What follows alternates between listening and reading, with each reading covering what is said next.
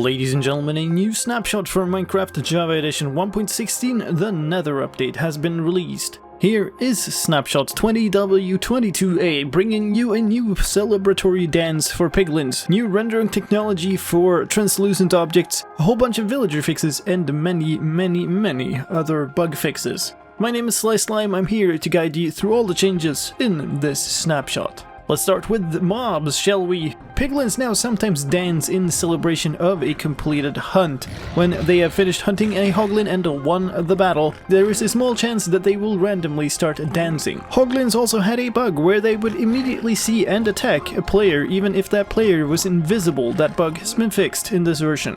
When a piglin was in the overworld and converted to a zombified piglin, they didn't drop their inventory, so you could not get those items back. That has been fixed in this version. Any items that are not equipped as armor or as weapons will be dropped when the piglin converts. Piglins riding on other entities would float in mid-air. That has also been fixed, and piglins set to ride on hoglins or other piglins with commands would automatically dismount them. That has also been fixed. Zombified piglins will now hold out their arms just like zombies do. When a piglin picked up a shield, the sound for equipping gear was spammed over and over again. Endermen will dodge projectiles, but that did not apply to wither skulls. That has been fixed in this version. Do note that if they cannot find a place to teleport to, then they will also not avoid the wither skull. Also, Endermen holding a block will no longer despawn. If they have picked up a block from somewhere, then they will not despawn until they have put down that block somewhere again.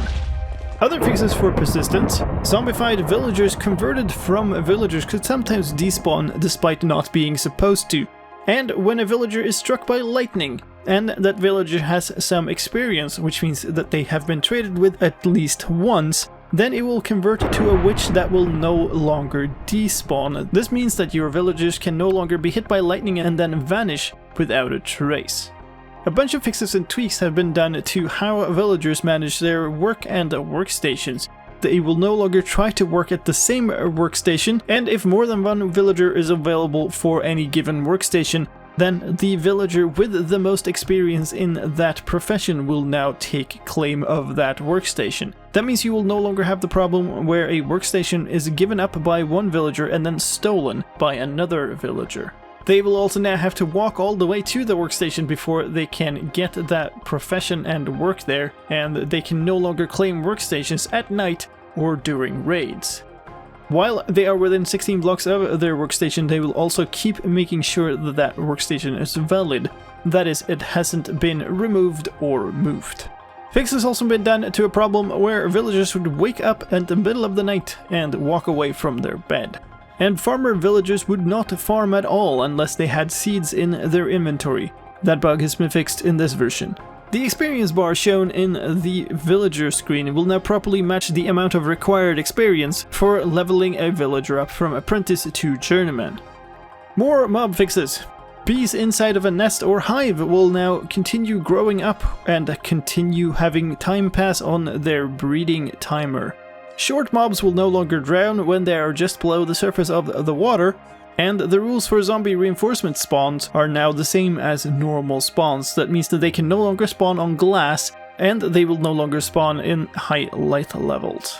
Let's move on to a couple of fixes to blocks and items. Bells can now be hung from the underside of more blocks. That includes, for instance, chains. Anything which has a stable collision on the center of the underside of the block can now support a bell. Both types of nylium will now drop netherrack when broken by a pickaxe. If you want the actual nylium blocks, you will have to use silk touch. And when using a respawn anchor with glowstone in your offhand, it would both charge the anchor and set your spawn. That has been fixed in this version. Let's move on and talk about gameplay changes. Soul campfires now deal twice as much damage as normal campfires, just like Soulfire deals twice the damage of fire. Fire now spreads from netherrack to other blocks again, and wearing Frostwalker boots no longer protects you from standing inside of a fire. Food will now be ejected from a campfire when it is put out with a shovel or a water bottle, just as if it is put out with a water bucket.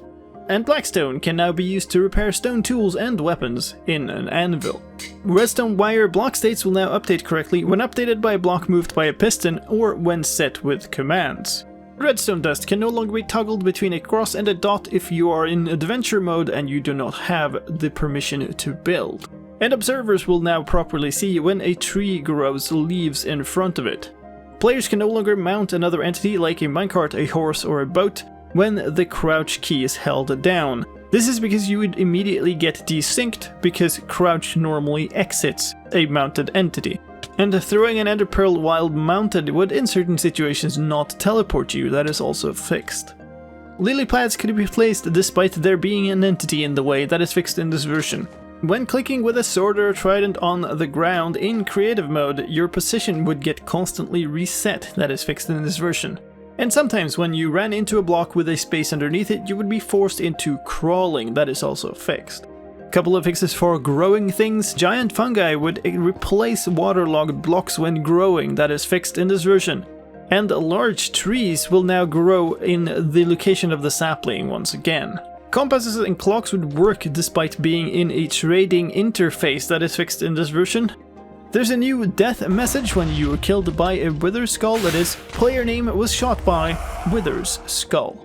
The Be Our Guest advancement now works again when harvesting honey from bee nests, and end gateways once again generate after defeating the Ender Dragon. Let's move on to changes relating to worlds and world generation.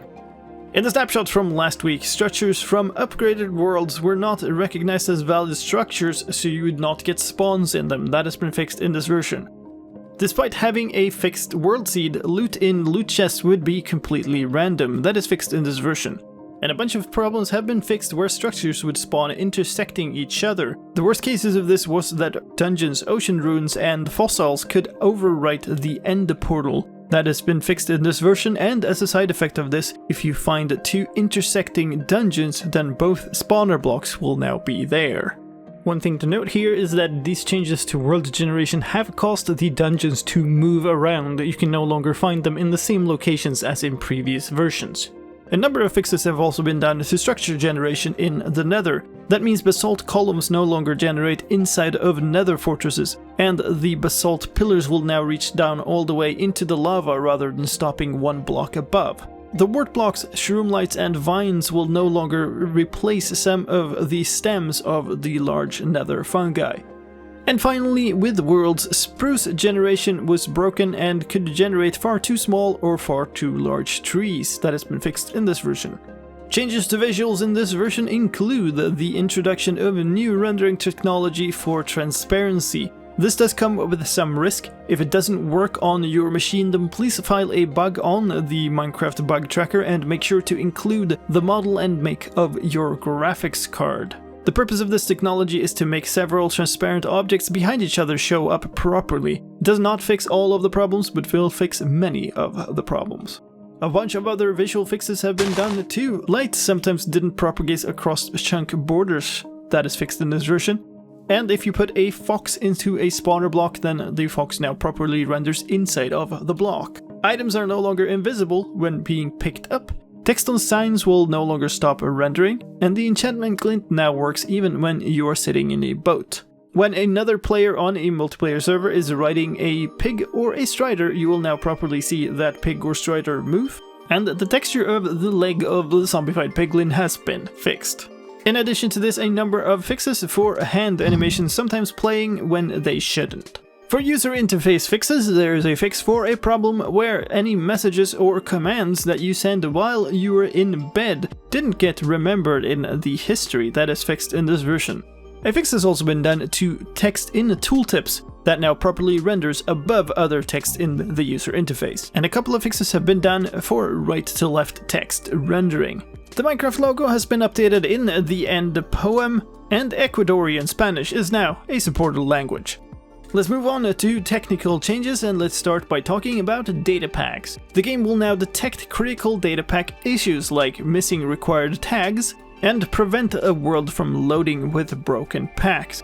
If you fail to load a data pack for an existing world, then the game will now give you an option to load the world in safe mode. This only loads the default vanilla data pack. if you're in-game already and you try to reload with critical issues in data packs, then the changes will just not be applied and the game will continue using the previous data. Any changes to the data pack list, such as enabling or disabling a pack, are also only stored after the game has successfully reloaded. For servers, there is also now a new command line option, which is safe mode, and that will tell the server to only load the vanilla data pack. Other technical changes: the top level element in a predicate file can now be an array, and in that case all of the predicate requirements in that array will be combined with an AND operation. The renderer now uses per pixel blending layers for some transparent elements, and with this there's added shader support for accessing the depth buffer. Note that this is part of the new experimental rendering technology and will not be fully supported. It can be used to do some pretty cool things, and I'll link you down in the video description to a shader made by one of the developers. Note that the format of this is unsupported and can change in future versions. Jigsaw blocks now have a keep jigsaws option for when you are generating a structure using the generate button. That means you can select whether you want the jigsaw blocks to remain or whether you want them to be replaced with what their expected block state is. Couple of fixes for the clear command. The clear command will now count items in the inventory crafting grid, and it will now only remove the matching items from the crafting grid. If you set the do fire tick game rule to false, then fire would stop ticking forever. That is fixed in this version. Control and the pick block functionality now works again for copying the full data of a skull. And when replacing a snow layer with a grass block, podzol or mycelium, the resulting block will now get the appropriate block state. There are two new block tags in this version. They are fence gates, containing all of the fence gates, and unstable bottom center, which by default contains only the fence gates, and any block added to this tag will not be allowed to support a bell. Some performance and stability fixes for this version as well, including several crash fixes and optimizations for collision detection and pathfinding. Those are all the changes for this version. Do note that snapshots are less well tested than full releases and can contain bugs that can crash your game or even corrupt your world. So if you want to try this version, do so on a backup of your world or on a separate test world. Any world open in a snapshot can never be safely downgraded to a previous version again.